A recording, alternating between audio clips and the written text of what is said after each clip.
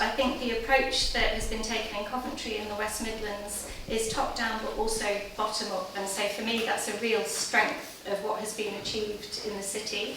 But I'll leave it to our esteemed panellists to provide much more nuanced and detailed information regarding what they have been doing. So with no further ado, if I could firstly hand over to Peter Barnett from Coventry City Council. Thank you. Well, sit or would you want me to stand? As you feel most comfortable. I'll stay seated if that's all right. If anybody can't hear me, then please do shout. So, question of what drives the City Council to continue to invest and build partnerships for the long term that support integration processes is, it is a really good one, and it's useful from time to time for us to think about that and take stock, and we're kind of in a bit of a phase of that in the City Council's migration team. So again, taking part in this wonderful event is also timely. And Sinead hinted at some of the other participants, and I've been lucky enough to spend a couple of half days, I think, in the conference, and I get a lot of reassurance from understanding that some of the things that we're doing in Coventry are closely linked in with some of the strategies that are being developed to try and build peace, bring people together, try and eke out some of the conflicts in the world.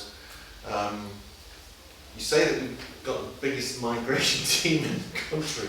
I don't think there are many migration teams, and in a way, the migration team is a bit of an accident of local government history, in as much as we created a migration team when we were asked in 2013 whether we'd be prepared to take some of the most vulnerable people from the conflict in Syria. And of course, the answer was always going to be yes from Coventry, and I think that says a lot about the city. Not just the council, but the city really. The only question we asked ourselves was whether we could do it well. And after a bit of reflection and talking to some partner agencies, some of which are represented here today, then we felt that we could. And I say the answer was always going to be yes, because I think I do feel, as not somebody who was born in the city, but Coventry is a very special place. The cathedrals, provide a lived experience of the city being involved in massive conflict, and leave a reminder to us of the damage that was done to the city, the suffering that was had by the population, and of course Provost Howard's words of Father forgive, and the setting out on the road of forgiveness that we now interpret in the role that we play in peace and reconciliation. It's something that permeates the city in a way that it doesn't permeate other places and localities. I think every Coventry school child will have done, over the last 50, 60 years, will have done visits to both the cathedrals and will understand the story of the city's history. And I think that builds an implicit empathy in how we think about people who come from other places, whatever words we use to describe people. But particularly for refugees, I think it gives us a shared sense of some common things that we can use to think about what has driven them to have to leave their homes and make the journey. And so I think that, we don't say it often enough, that underpins everything that we do. And looking back beyond the Second World War, Coventry's history is littered with people from other places, whether it be Huguenots or disaffected engineers from the 1930s coming to the city, and not only coming to the city but making a positive contribution. So those things resonate. And then since the Second World War, of course, we've had lots of inward migration, where again, Coventry's seen really positive impacts of inward migration and people coming and making a positive contribution to the city. So, as I say, it's what we do is the kind of fundamental answer to the question, and it's the right thing to do. So, as I say, we took the decision to accept some refugees from Syria going back to 2013. First people arrived in 2014. But we created the migration team and a set of projects and interventions, in a way because City Council had stepped back from some different activities that it had done certainly up until 2010. So in a way we were kind of retrofitting things back into what we did, and rightly so. And so the work with the Syrian people, where we got to know quite a lot about them and understand what different challenges they felt, really helped us to think about what it takes to not just help people to come and feel like they're safe and feel like their kind of stage of fleeing from violence or conflict or whatever it was that's made them move is over, but then thinking a bit more fundamentally then about what does it take to actually help people to make that next stage, and thinking about Coventry being their home and them having a really positive and successful future here. We've got lots of friends from St Francis in the room who one of the partners on my Coventry. A lot of the work we do with them is helping people into employment, and it's by no means prescribed by the different projects that we're involved in that we concentrate on that, but if we think about ourselves and our own lives and the social connections we make, the way we think about our aspirations, employment and things to do, options, things for the future is a key part of how we think about our own lives, and we want to be supporting newly arrived communities to have those options and be helping them to take those steps very much. So and that kind of leads on to in many ways Coventry does have a very positive perspective in terms of welcoming asylum seekers and refugees to the city. As I say, it's fundamental and part of the city's DNA, but also helping people to achieve more, helping people to be successful here is in our interests. There's a clear line of self-interest for the city and for local authorities in supporting people to make a positive contribution. And of course, having visited hotels and gatherings of asylum seekers and refugees over the last 6 or 7 years, the one question I get asked the most, the one question I get asked over and over again: can you help me get a job? Can you help me get a job? Can you help me get something?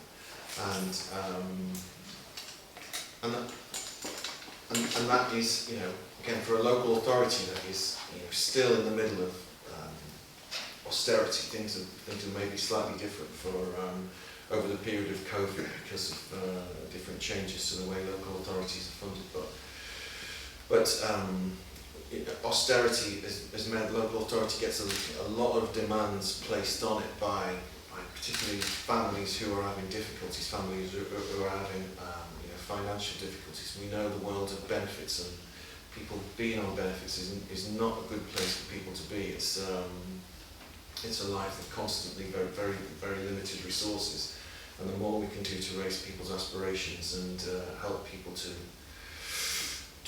achieve to the potential that they would have achieved in the place where they come from before is really something I think it should be a byword of everything that we do. And again, that's where something like my Coventry is so important in helping people to think about what their ambitions are, and then think about kind of making. Rome wasn't built in a day. We all have expressions like that, but taking positive steps and keeping an eye on what the prize is. And I often use the analogy of really bins, and you go to some places in Coventry and they'll say, bloody Romanians, or these migrants who come in and leave their bins out on the front, and the bins are collected on a Wednesday, but they're still there, and so on. And I often say to people, well, have you said to the person, this is how the bins here work. We take our bin out on a Wednesday morning, we collect it in on a Wednesday night and Wednesday morning.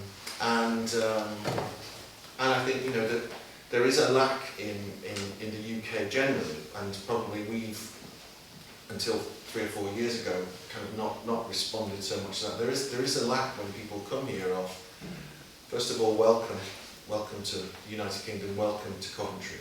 And then this is how we do things. And so again, the work that we do in projects like this about just sharing simple information with people about, yes, I know this is how you might have lived before, but actually this is how we do things here, this is how we go to the doctor, this is how we access public services, this is how we put the bins out and take them back in again.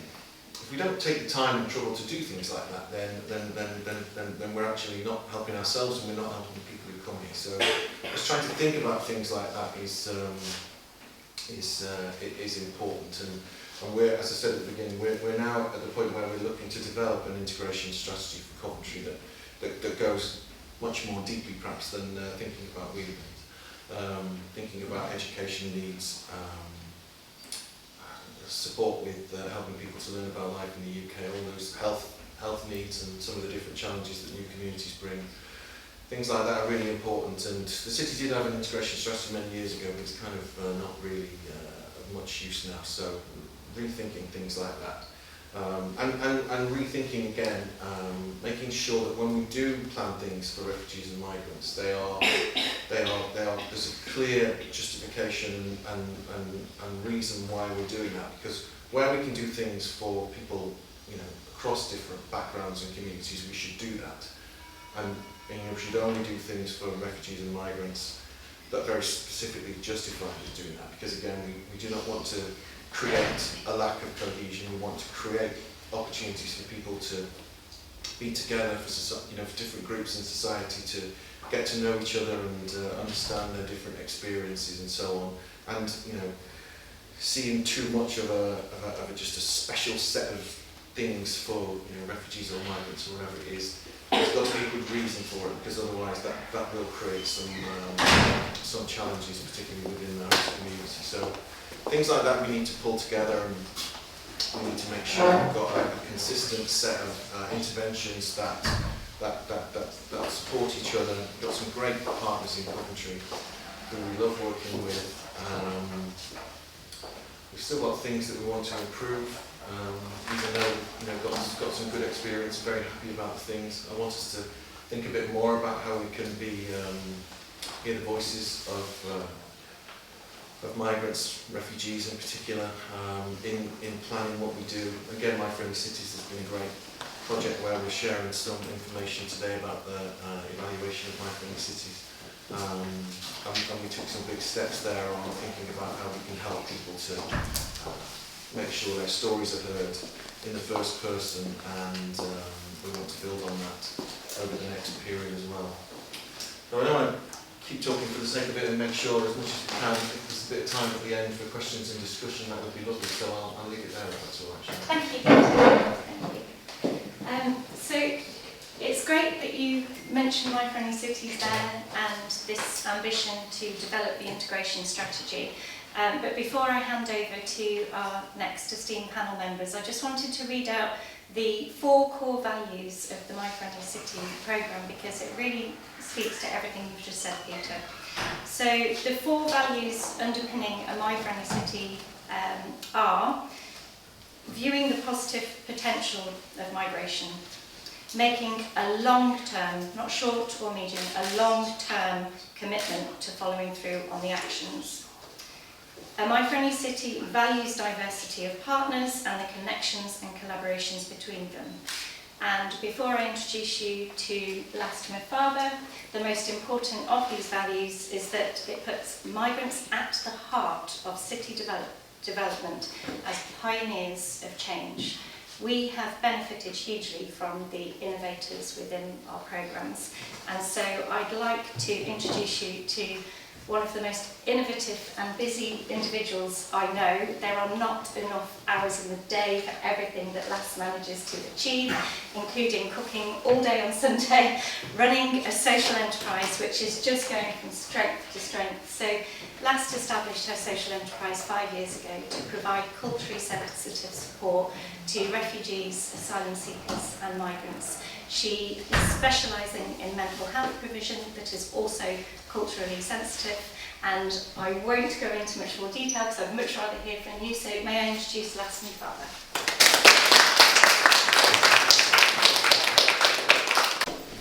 Thank you, Sinead. I'm going to sit, if that's okay with everybody, so that I can look at my notes nicely.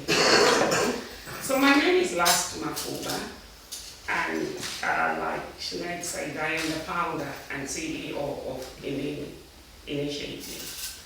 Inini is a Karanga word to mean the self, and it's just the psychology thing where the actual self and the ideal self, if they are not in congruence, someone suffers mental health issues. I would have told you my stories, the experiences that led me to establishing Inini. But many people in this room have had that story so many times, and I don't want to bore them. What I'm going to do is just highlight some challenges that I faced when I was trying to integrate into Coventry. And then I'll carry on with the story.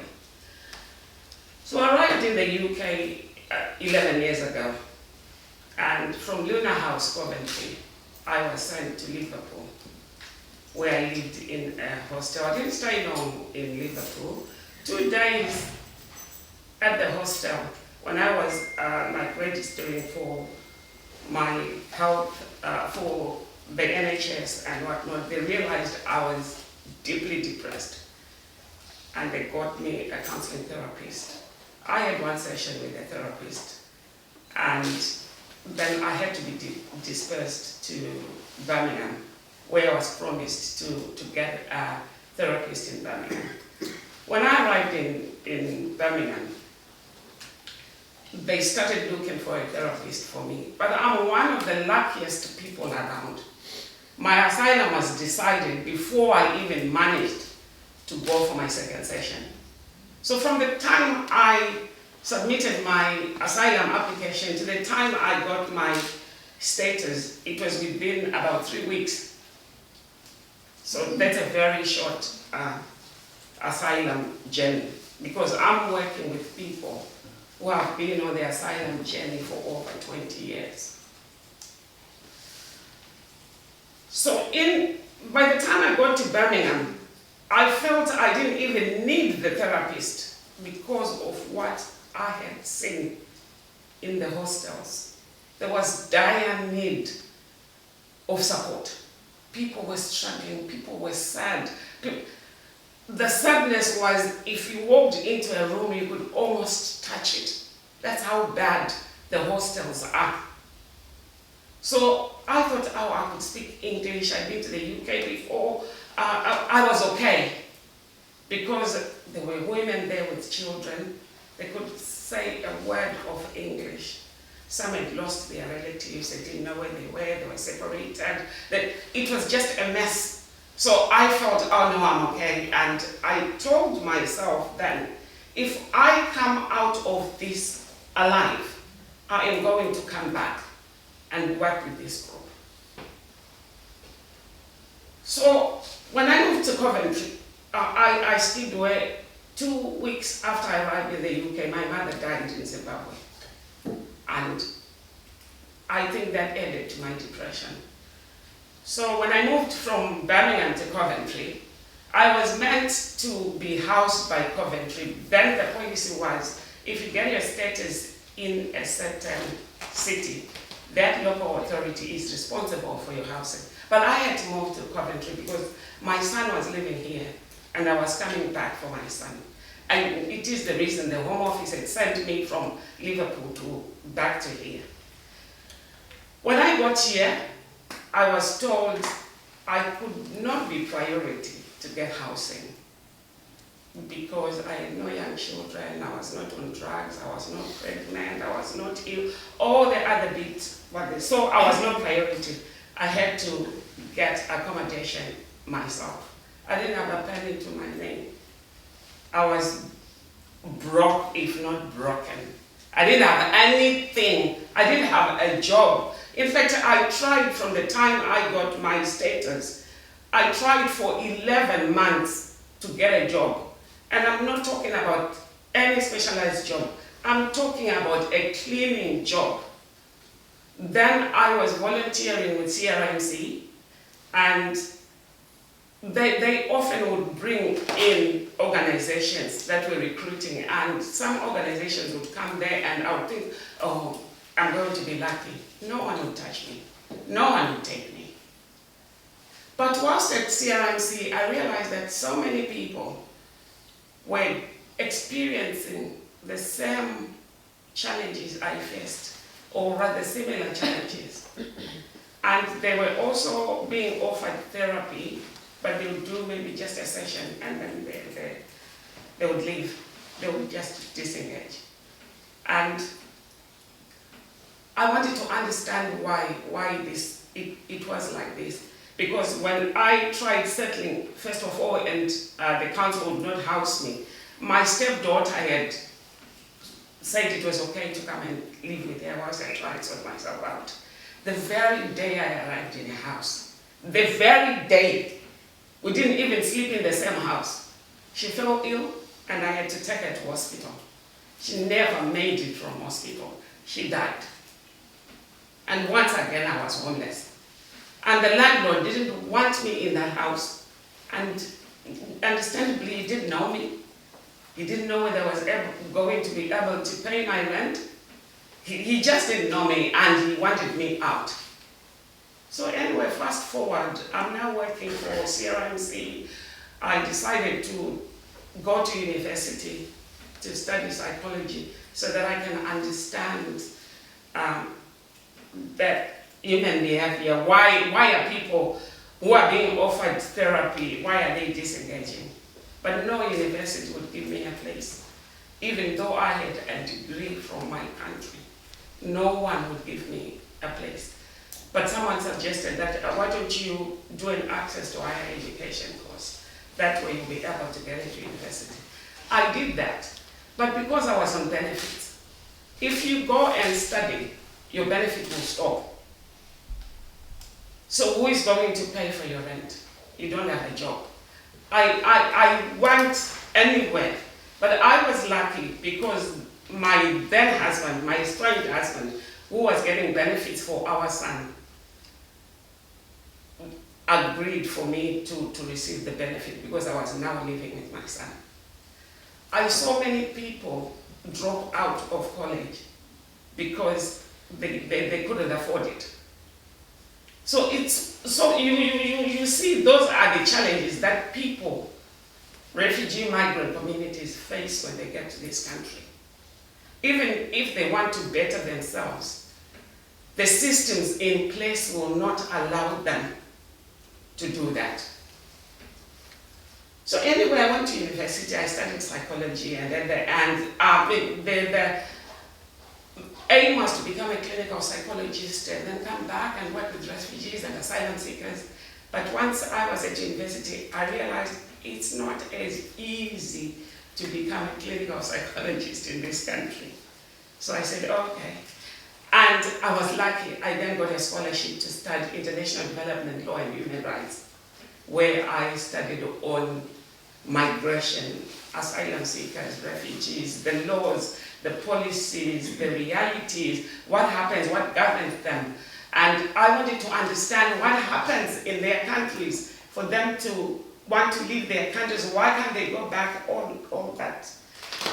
So I studied that. And for my thesis, I researched on why recent female migrants experiencing domestic abuse do not engage the law.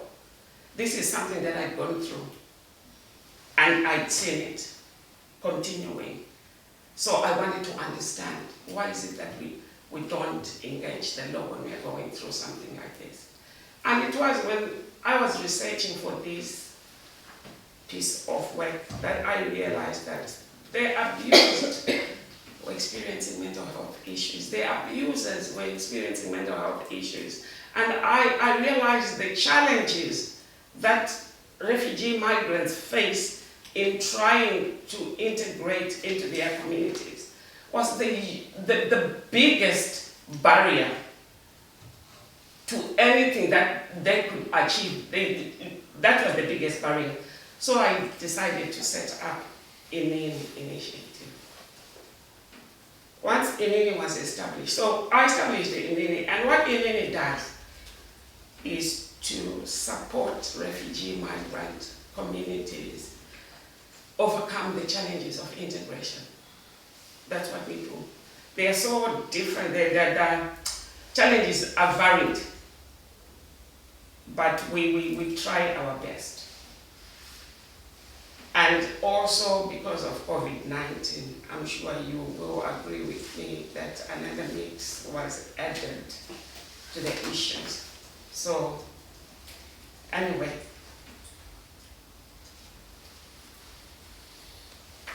The challenges that are faced by refugee migrant communities include housing, homelessness, it's about employment, food shortage, mental health problems. There's the digital divide where everything now moved online, but some people cannot even use a computer. And they don't even have a computer. They don't even have a smartphone. So nowadays, if you need to book for an appointment with your GP, you either have to ring. And when you're ringing, you have to explain to the receptionist why you need to see the GP.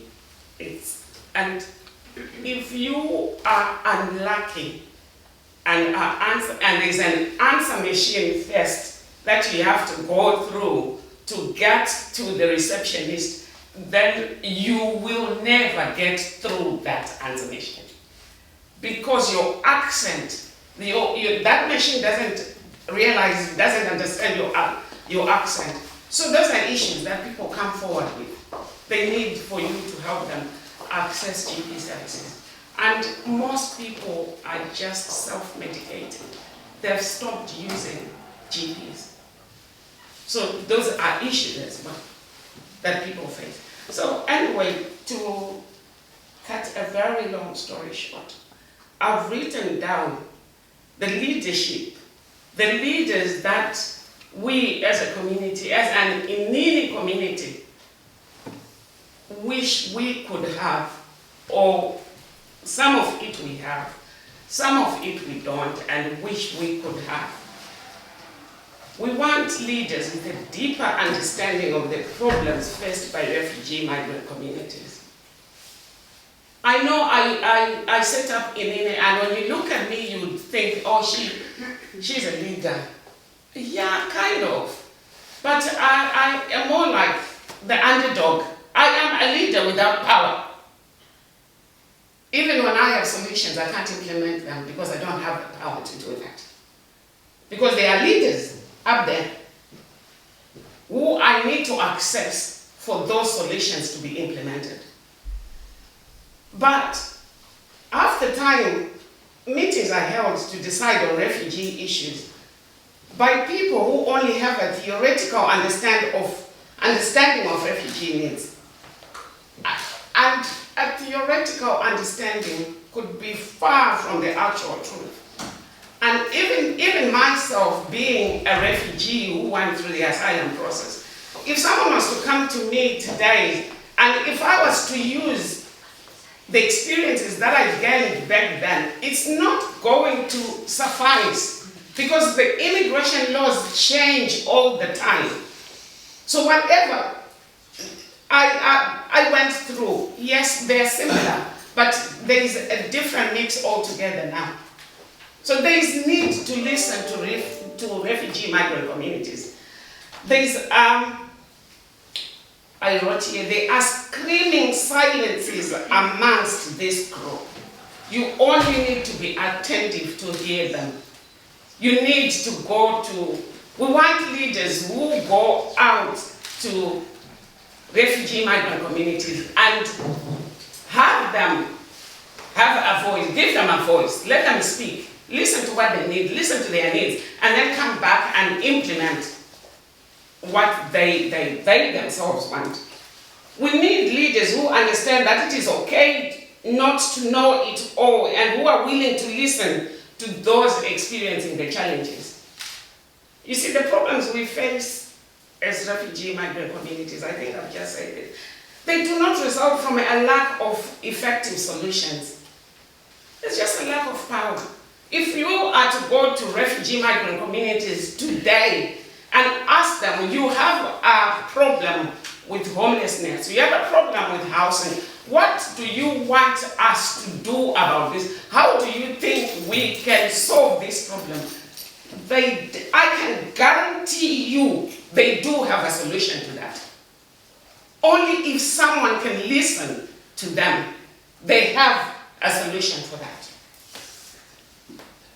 We need leaders with compassion, leaders who understand that refugees are human beings, who can think and act.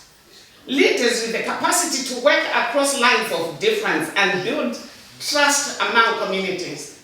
There's a lot on social media that depict refugees as problematic. We need leaders who are able to solve that, build trust between the two communities, the host communities and those seeking sanctuary. We need leaders who replace the separatist narrative with compassion, leaders who are able to question their own assumptions and beliefs about leading effective change. Maybe we also need leaders from grassroots organizations to be empowered to lead their organizations effectively through mentoring and through partnership programs.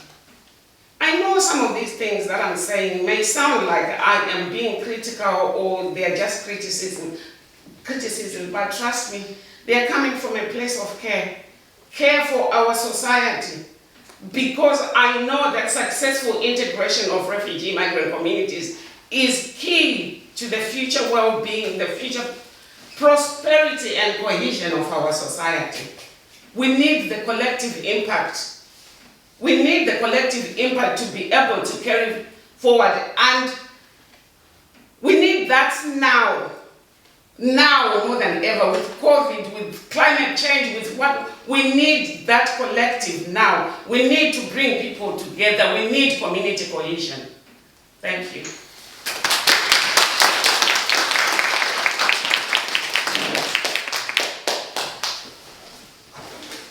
Last, thank you so much for all of the thought that went into that and the lived experience to inform an integration strategy is the most important thing that we can have. We do live in a hostile environment at the moment, but I think what we learned from COVID in particular is the power that we have within individuals and local communities, almost in spite of what's happening nationally. Our next panellist is Ake Achi from Migrants at Work, and Ake, if you don't mind me saying, recently won an award for his work 2 weeks ago for the prevention of human trafficking. And what Ake is doing is very similar to Last, is supporting individuals, but individuals who have had challenges with regards to their rights to work, and individuals that are in work that have had challenges to stay in work.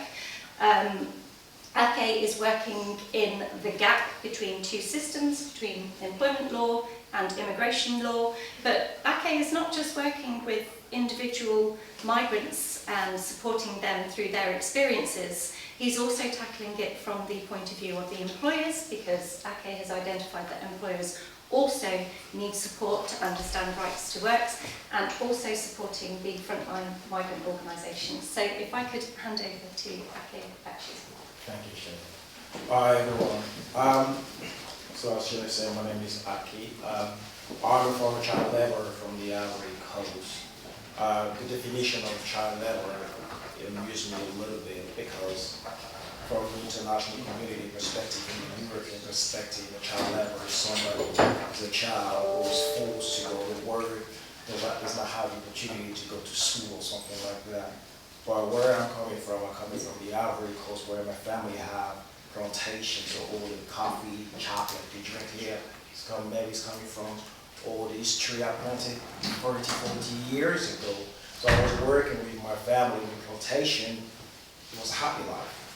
While many of you in Europe here maybe, have fun, in the park or something, for me it was just in the plantation. It was quite cool, So for me it was not child labor because I was working with my family and I have chosen to go work with my mom and my father because if I don't do it, then who's going to bring food to the table, and you have to go to school. Of course you have to go to school, but what's the point of going to school in a country or in a continent where you know that after a few years, you're going to have a civil war, everything's going to be destroyed, then what's going to happen? You're going to go back to the plantation again. As of now, if I call my brother at home now, his children are in the plantation now. So we're talking about tackling child labor, and nothing's been done to tackle child labor. So child labor is not something bad.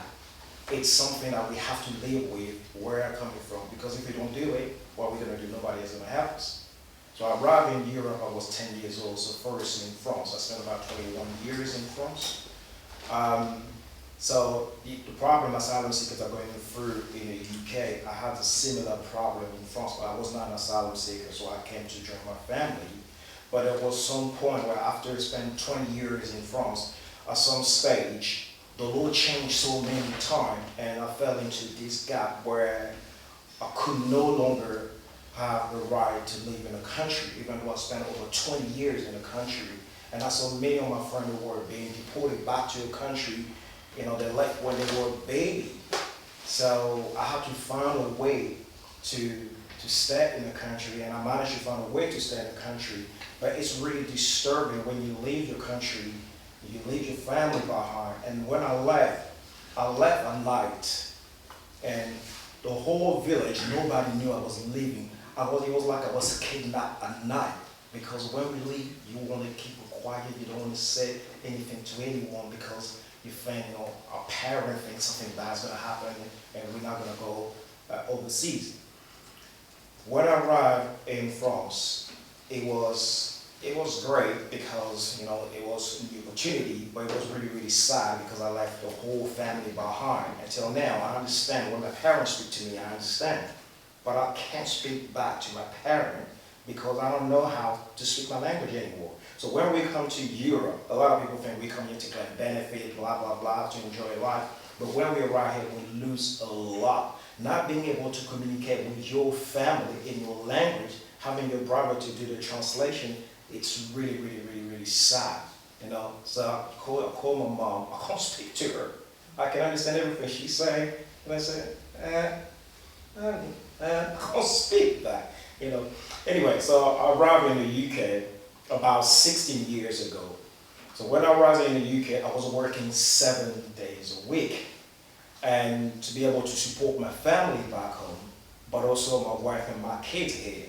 So I was supporting my family back home, my wife's family back home, so I have 3 families to support. So I was working 7 days a week.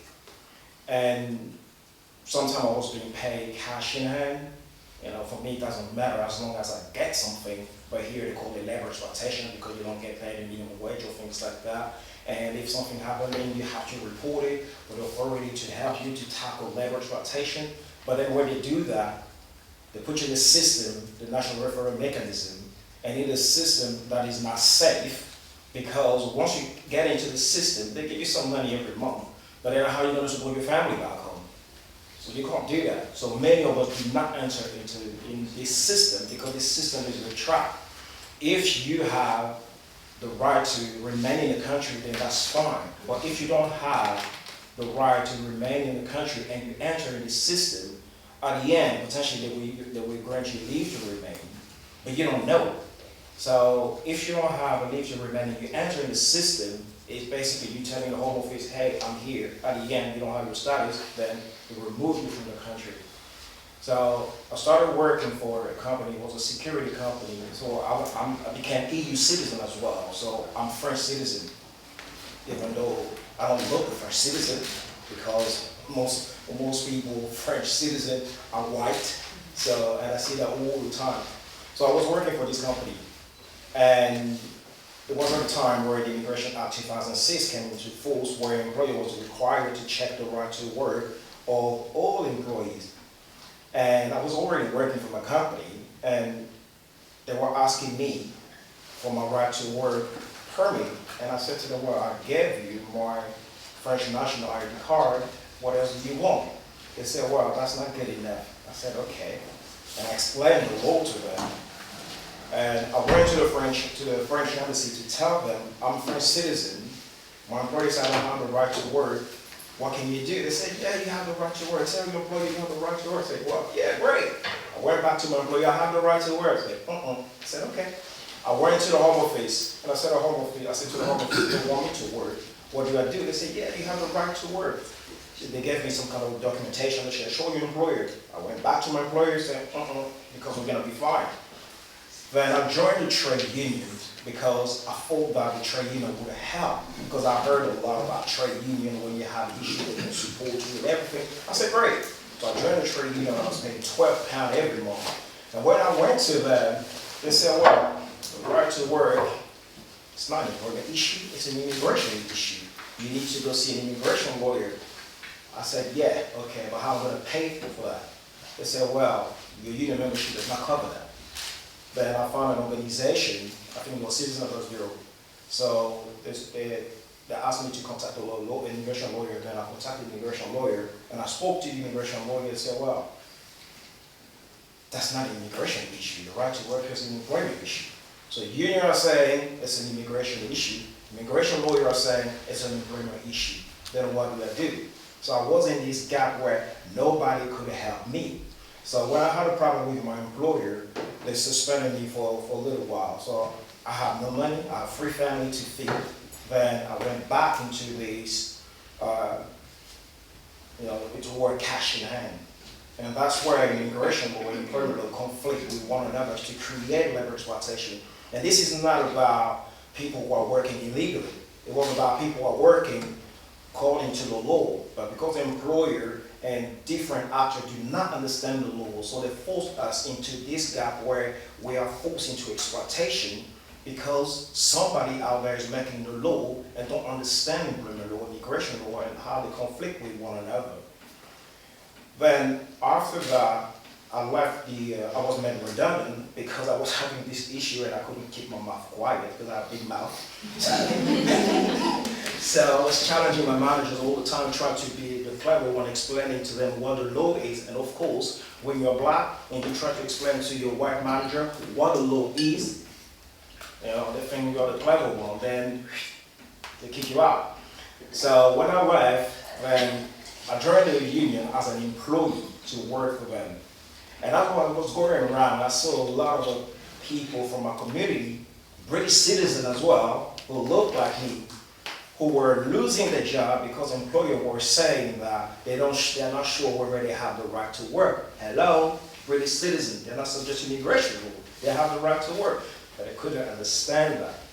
So I was campaigning with my union to take on this issue, and union was not interested. So I said, okay, they're not interested, then I'm going to do that in my free time. So while I was doing the union work, I was doing this in my free time. And the union did not like that, and they wanted to sack me because I was supporting migrants in my free time. And what I was doing now was recruiting migrants to join the union because I thought the union was great, so they're going to help migrants. In the end, they didn't. So I challenged my employer, I resigned, and it was really a good job. I will tell you, I was getting £45,000 a year.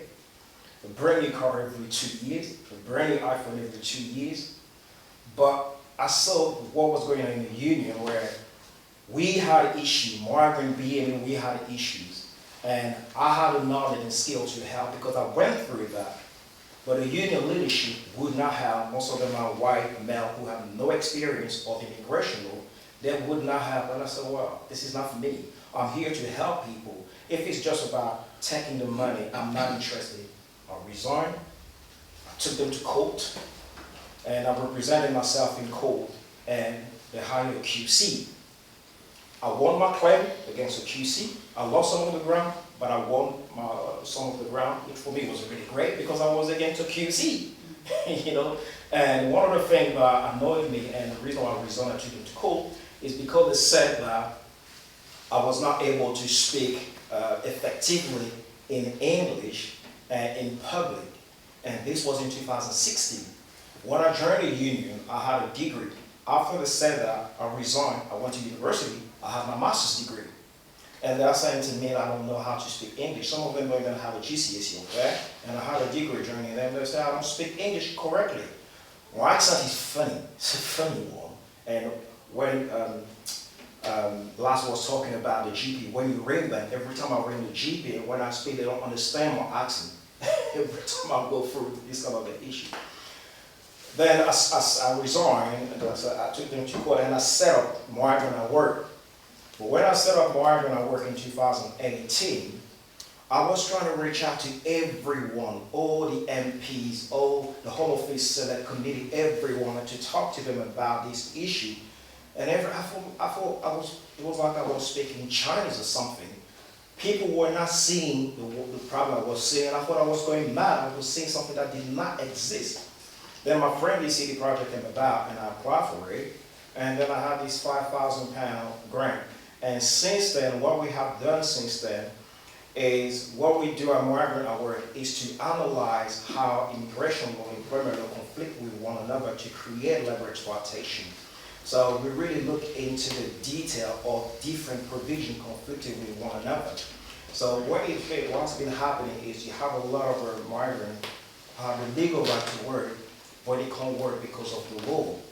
So then when people are dismissed, they fall into labor exploitation. So what we do is to provide representation to get them back into work so that they can enjoy their life and the job. So that's what we have received recently the award for the work we're doing. And some of the activity we are doing because many migrants are afraid of speaking. So what we do is we go undercover because for me it's easy. I use my migrant privilege, go undercover and pretend that I don't speak English, I don't have my paper or things like that to try to really identify the kind of practices and to try to report these to the relevant authority. So I work with the United Nations Global Compact, with the EU delegation to the UK, with different organizations. So these are the kind of things I've been doing to try to protect migrants in the labor market, because we're talking about labor exploitation, and we can prevent this kind of labor exploitation. I'll make a distinction between modern slavery and homegrown slavery. Modern slavery I see as transportation of people from one country to another for exploitation. And what I've defined as homegrown slavery is the conflict between different legislation that create labor exploitation in our home country. All of you today have work or are looking for work, and every time you go through the application process, they are asking you for your documentation to do the right to work check. And sometimes you refuse to employ, they may refuse to employ you because they think that, well, your right to work is not the right document, when in fact it is. But this is simply because employers do not understand the law. The law is too complex for them. So when migrants lose their job and they go to Citizen Advice Bureau, for example, they don't understand the law either, because when you go to Citizen Advice Bureau, either they have an immigration lawyer on one hand and an employment lawyer on the other hand, but the two don't talk to each other. So that's why we come in when they are issuing each other hand. That's what we do. Sorry I talked too much. Not at all. Thank you very much.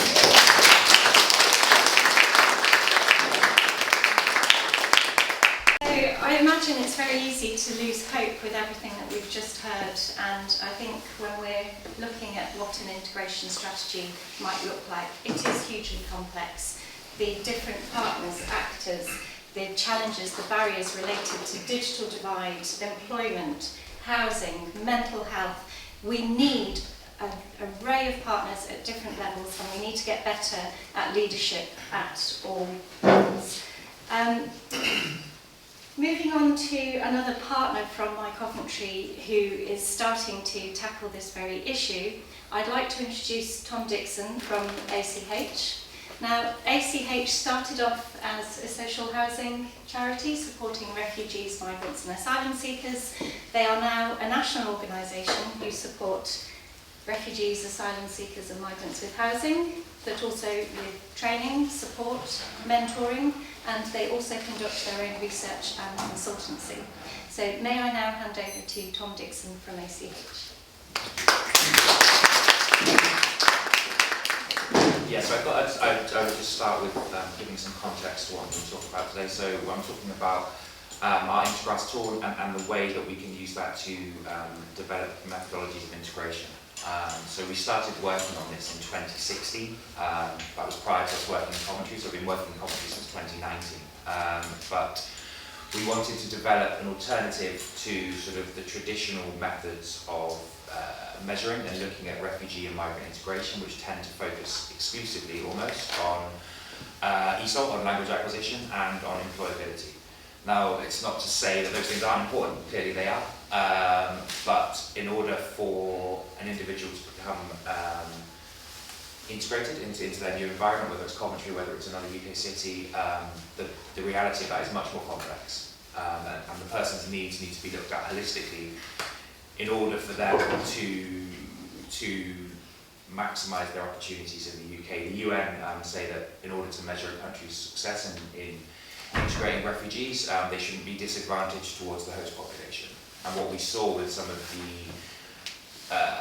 the ways in which integration was being looked at previously, individuals were being integrated, but they were being integrated into poverty. They were being integrated into entry-level jobs with very little prospect of promotion, prospect of advancement. They were being provided with a very basic level of English, but perhaps not being able to get opportunities like same opportunities for higher education or for more than that. So we started to think about that. So initially we kind of looked at 7 key areas to support a person with in order to allow them to integrate more effectively. So these were language and literacy, finance and numeracy, digital, physical health, emotional and mental health, community engagement, and social skills and networks. And I feel like the last one there, social skills and networks, is one that's a lot of the other speakers have been speaking about today, that one that doesn't get looked at enough. I think anyone who like myself, is British born. A number of the jobs I've had, a number of the opportunities I've had in my life have come through the people I know, whether it's through family or through friends or through those networks from university and all of that. You find these opportunities through those people you know. And whilst people may have only been in the UK for 1 year, 2 years, they don't have these pre-existing networks. Accessing those more substantial opportunities is extremely difficult. So we have a tool which can be delivered by a member of staff with a refugee or vulnerable migrant individual, which looks across those 7 areas. So we ask people about their competencies. So rather than we look at what people can do. So can you do X? Can you do Y? This then produces for that individual and for the member of staff a personalised integration plan to direct them towards local opportunities that may help with improving their integration, with allowing them to integrate across those 7 areas and not purely focusing on the kind of ESOL and employability as may have happened previously. So I think the impact from our methodology, is facilitating access to provision that's already happening. But in addition to that, we use it within our own service to identify gaps in our provision. So if people are coming through and there's something they need that we don't have, or it isn't even being offered locally, it can support to allow decision makers, allow organisations to be able to create provisions that fill the gaps and that better support the needs of those refugees and vulnerable migrants. I think the benefit, ultimately, the benefit for the individual is that they are being given self-agency, they are being supported to develop a holistic picture of their integration and a holistic plan to support them with that. And I think that the provision of this anyone who here who's worked in the third sector for a while, like I have, you know that you're often targeted in these projects. You have kind of hard targets on how many people have you got into work, how many people have you got through an entry 1 ESOL course. When in reality, those things don't matter necessarily as much as how much have you improved this person's self-confidence, how much have you got this person out of their house and into that local community, how much have you supported that person to speak to their neighbours in Coventry, to develop a social network in the city, to be aware of the opportunities they have, and more importantly, to be able to access those opportunities independently of a support worker. We don't want people to be constantly requiring. We want people to be able to have the self-agency to take the choices that I can take if I'm in Coventry, or that any of us can take if we're resident in Coventry. We want the refugee and migrant arrivals to be able to do the same. I think I'll finish there because I think we should hear from the participants who will be more interested than me. So thank you.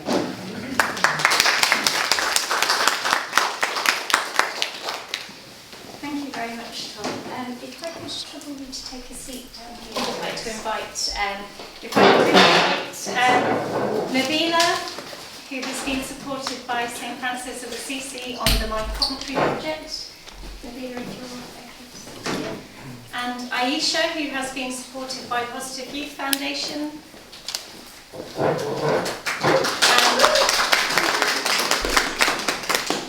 Mohsin has a dual role today. He's also filming. I don't know if you want to also join the panel. Just give me a second, please. And if you could bear with me for 1 minute whilst I get organised.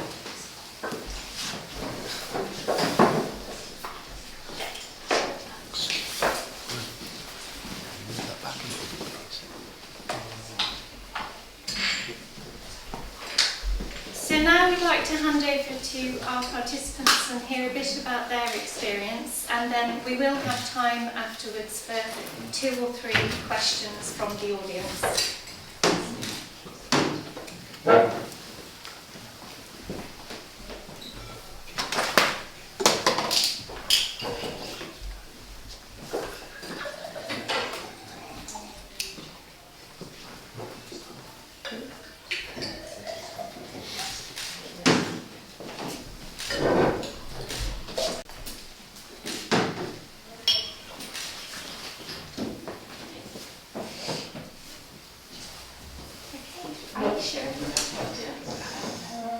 So, hello everyone, my name is Aisha, and I am a long-time volunteer at PYF.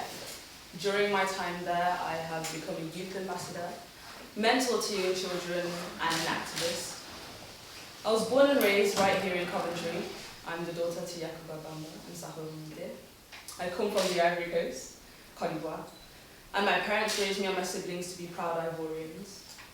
I'm sitting here today, speaking to you here today, as a daughter of immigrants, to speak about migration, especially when it comes to young people, specifically when it comes to young people. Roughly a third of asylum applications are by and for young people and children. When I think of young people's potential, I like to compare it to that of a stem cell, fully capable of becoming anyone and anything, aiding the body that is this world into being the best it can be. Recently, I've had the opportunity to speak with some newly arrived people, young people. Some are my age, some are younger, some are older. They are mostly from the likes of Syria, Sudan, and Afghanistan. This experience really opened my eyes because you can read about their stories and watch documentaries about them, but it's nowhere near the same as meeting them in person. You suddenly find that you're 10 times more empathetic because you now know them personally, and the severity of their issues that are brushed under the carpet become crystal clear. One of the biggest fundamental issues is actually the language barrier. I can't imagine knowing what I want to say and not being able to articulate it to others around me.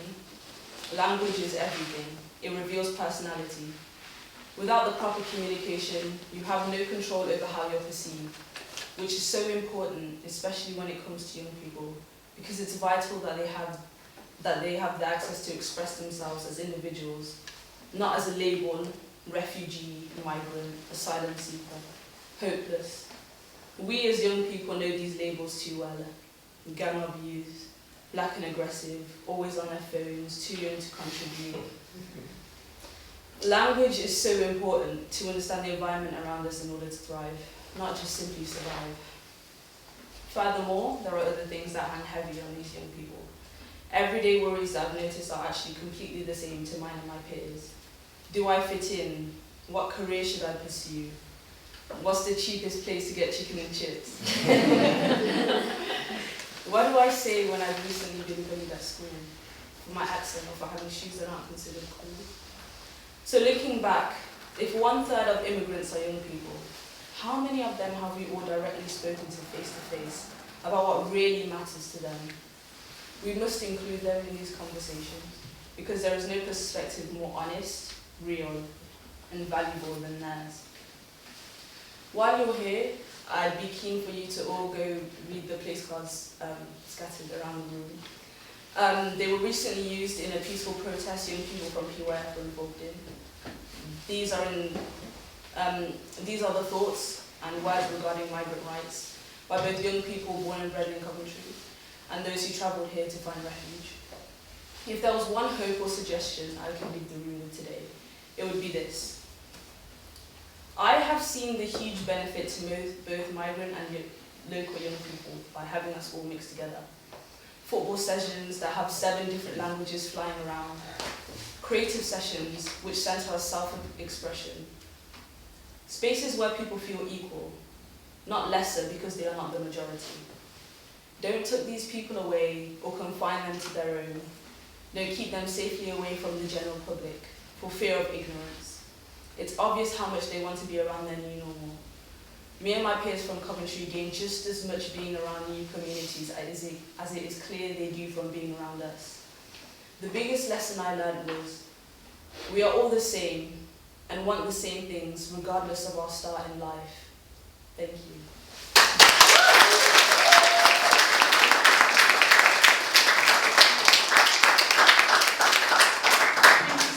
Aisha, that was absolutely fantastic, and the more that we can hear voices like yours at all levels, the better we will be for it. Could I hand over to Oshin next, who has also been supported by Foster Peak Foundation? Yeah. Okay. I prefer to stand up if you don't mind. So I have to talk 1 second. So, hello everyone.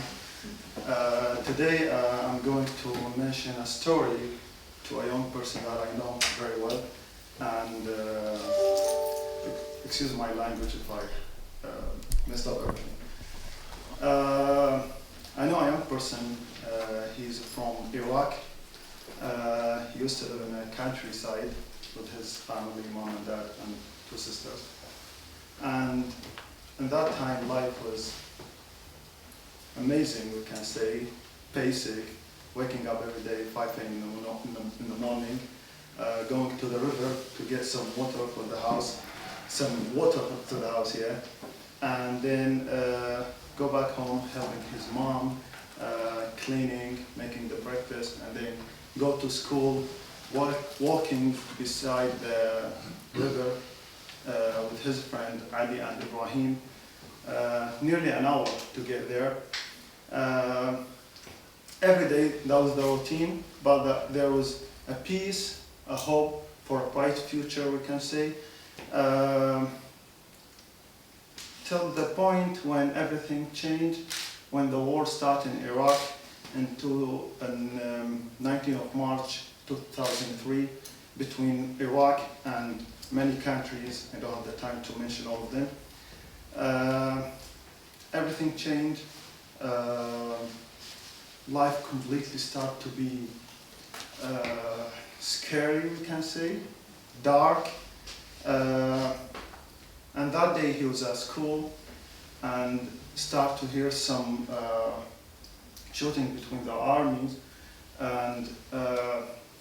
kids, they start to run away from school to see what's going on, or to just run away.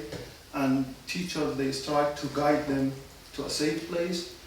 But he, in that age, when he was 8 years, he saw his friend Ibrahim killed in front of his eyes.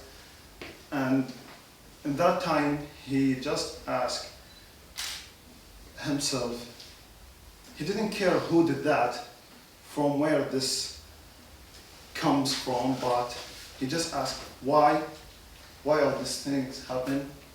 Why people killing each other? Yeah. So, his father decided to leave Iraq and go to a safe place, no matter which country, but it's going to be a safe place. So in 2004, he traveled with his mom and dad and 2 sisters to Jordan. They went there, they didn't have anything because they were running away from the war. They didn't have money, they didn't know anybody there, so they slept in the streets for 3 days.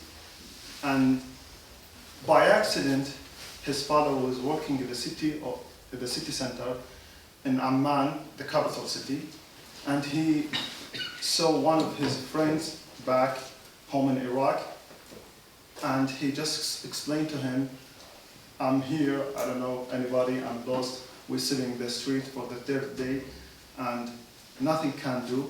So he said, come with me to my house. They sat there, and then in that time, Iraqi people, they didn't have the right to work in Jordan, and even they didn't have the right to study because there was not enough support for them from UNICEF or United Nations or of these organizations. But his father decided to work a legal way just to live because that was the only way. They struggle with a lot of things because when you work a legal way with someone that he know you are working illegal, he can use that against you. So at the end of the month, no money, and go to the police or tell them that I didn't give you your money, and you cannot do anything. So just go to another work and keep going this circle, we can say. Let's go back to the young person. He couldn't study, but he was having a hope to the future, we can say. So he started to play football. He started with his friend and then started to become bigger when he got the chance to play in a famous team, we can say, in Jordan. In 2007, they applied for the United Nations to travel for the 3rd country because they said, staying here in Jordan, nothing gonna change. We just eat and sitting in place and that's it. But we cannot look for the future, what's gonna happen as a studying, hopes, all these things. They didn't find it there in Jordan. So they applied for the United Nations and they wait 13 years to get the response from one of these countries, in the UK, and they said, we accept your file, okay, we accept your story that you can come here. But before that happened, he started to play football as a professional player in a Jordanian league, but he just got injured and he didn't get enough support or money to get back to play football again, so he just stopped. Then he started to learn mosaic, is a kind of art, I don't know if most of you know it, yeah. It's famous in Jordan, Syria, Morocco, these countries. And then he saw the camera for the first time in his life. And that was like, wow, like how can you capture a moment in a piece of paper and you keep it for this long time? Especially, he came from a countryside, so they didn't have this knowledge of keeping things for a long time. He didn't have any picture when he was a kid or for his grandfather or grandmother, so he didn't know like how can we make this thing true in our life, we can say. So he started to volunteer in a place called Innovation Lab, and he started to learning photography by himself from watching videos or asking people. And then he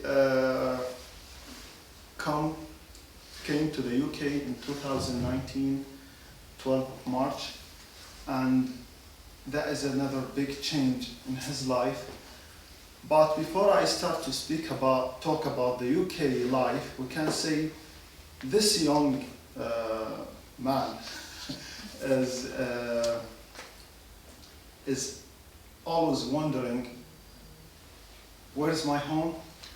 Like, he is traveling from place to another, to another, to another, and he didn't find that subtle, we can say, to say, this is my place, this is my street, this is the shop that I used to go for, this is my friends, this we used to play here.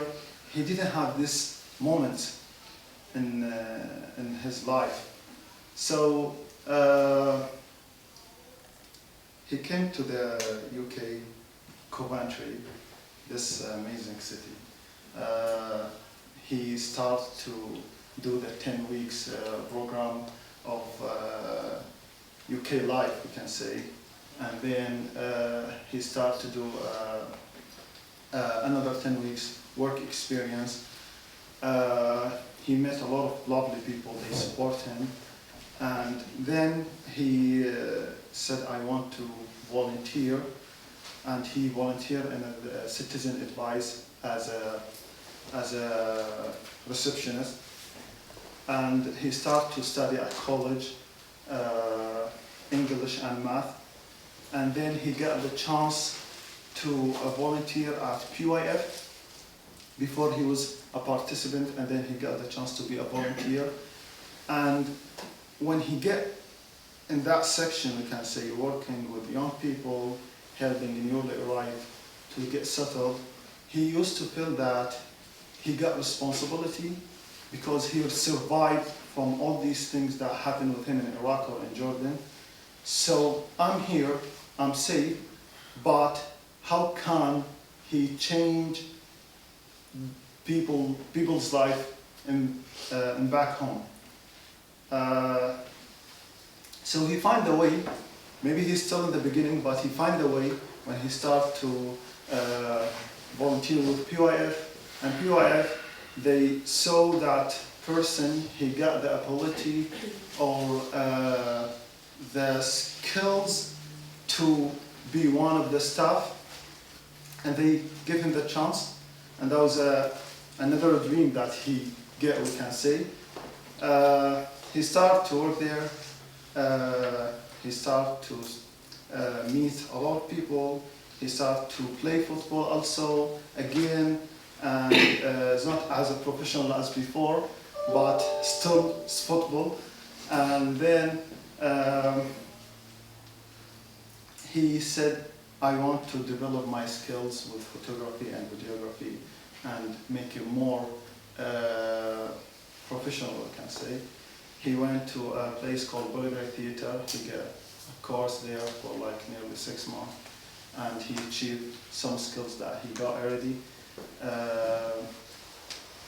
But let's go back to the question that he used to ask himself always, what is my home?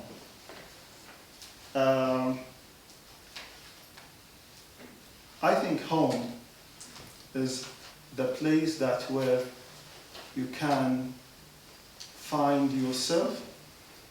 It's not something physical, it's feelings that you can touch by your heart, because even if you don't live in a place that you said is my country, but that place can live inside you. So he just get to that point when he find out that my home is always inside me. I don't have to go to my home because my home is always inside my heart.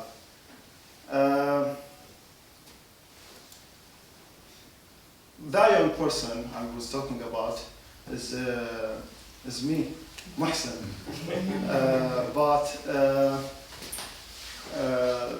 Before I end my speech, I want to say things about Coventry, this city.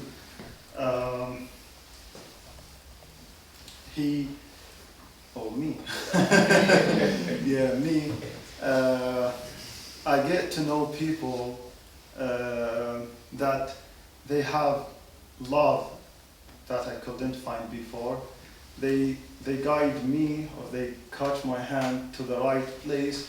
They push me, they support me, and they said, you can do it when when everything around you said, no, you cannot do that, okay? I didn't get the chance to study before, but I feel I am in the right way, even when I'm walking slowly, but I get that knowledge that I'm gonna reach what I'm looking for someday. So it's not easy, it's hard because it's always all these memories comes to you again, but being around people like you is just give me the power to carry on. So thank you.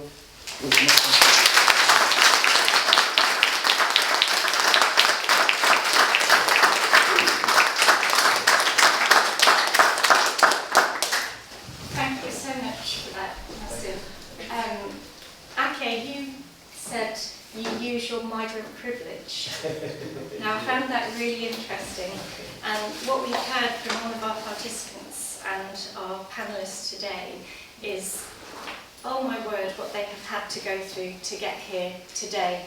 That resilience within these individuals, they are the individuals that you want in leadership and that you want to be making change in a positive way in our city.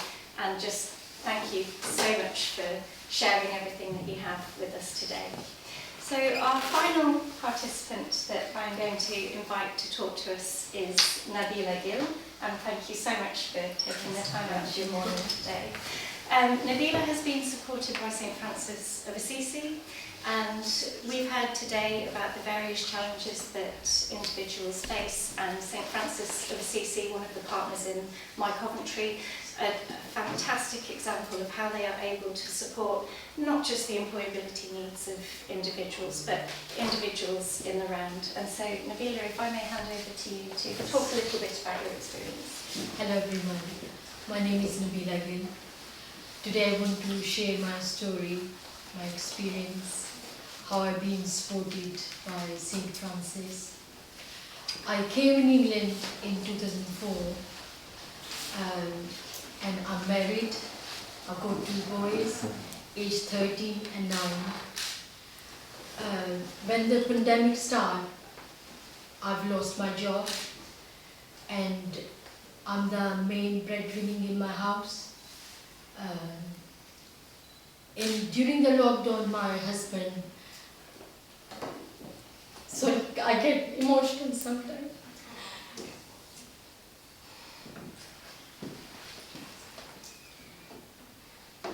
He developed some health issues, so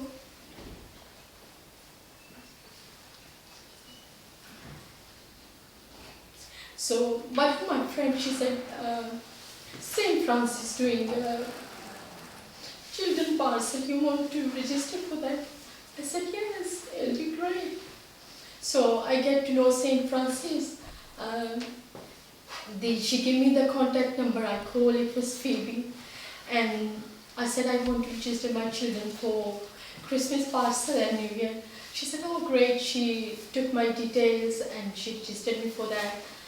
And we went there, we picked the parcel, all kids were happy, there was so much goodies in them. So after that they called me, they said, they asked me, how are you doing, do you need any support as a family? I said, yes, I've lost my job because of the pandemic.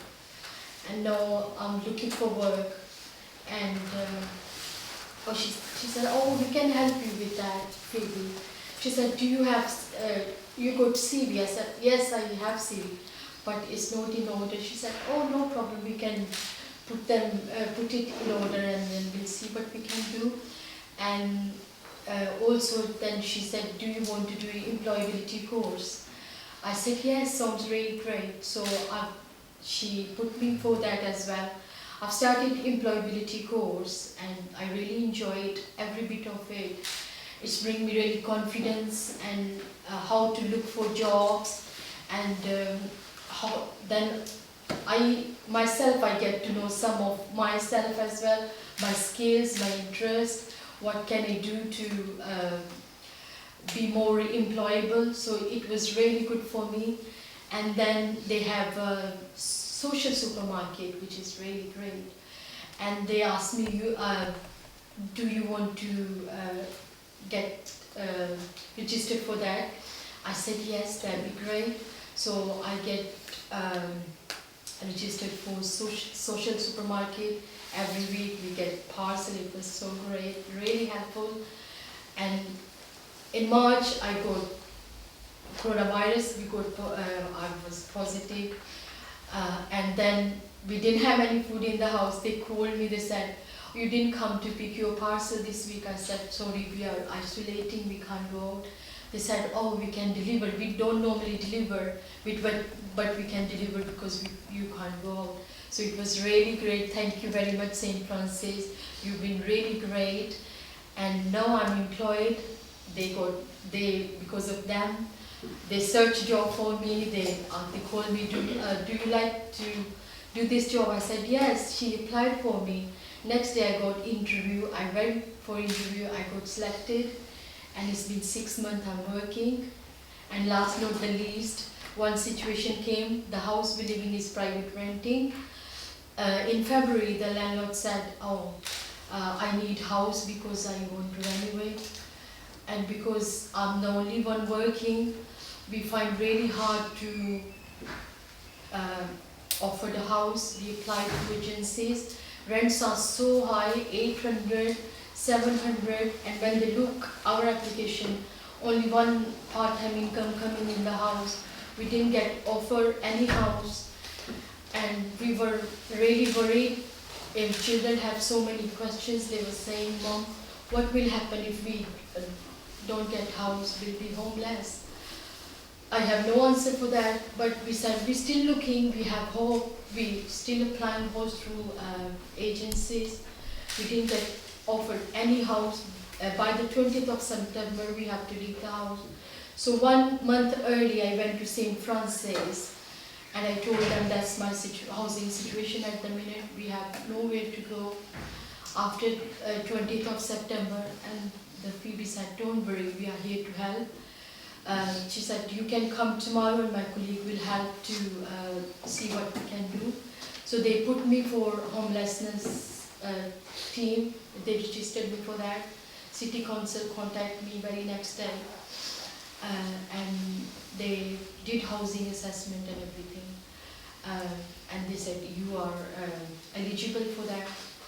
And they get contacted with my landlord. And the landlord said to them, okay, I can do renovation while we're there. I will see how can I change my plan so they will not lose the house, because I don't want to take them to court. They are good tenants, they never miss any rents, and I never had problem with them. So I don't want to make them homeless. So he said, I will see how I can make renovation while they are here. So thanks for, we managed to stay in that house. We still have roof on our head. So it's been really good journey. I'm really thankful to the St. Francis team. They were amazing. Any issue, any problem I had, I know where to go. And I will always, if I'm down with anything, I will always call them and explain. And they are really kind and very helpful. So thanks my Coventry project. Thank you very much. Thank you very much, Nabila.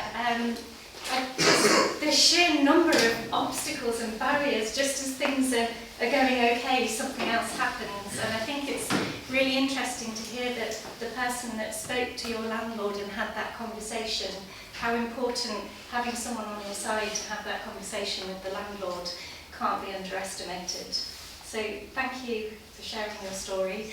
I'm sorry we have actually run out of time for questions, but you are welcome to stay in this room and to talk to each other or ask additional questions of the panel. All that's left for me to say is thank you all of you for spending your time with us, and thank you to our esteemed participants and panel members for sharing what at times were very difficult stories, and I feel very privileged that you felt you could share them with us. And we have the My Coventry project as one example of how we can start to make change even more within Coventry. So thank you very much, everyone.